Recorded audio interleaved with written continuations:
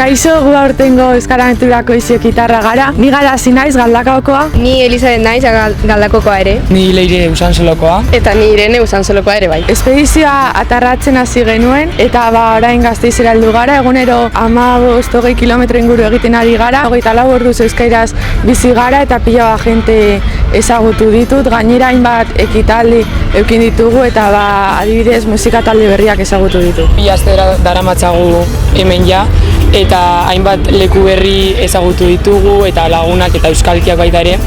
Eta nik uste dut ere geratzen diren egunetan horrela jarraituko duela eta gehiago gozatzea.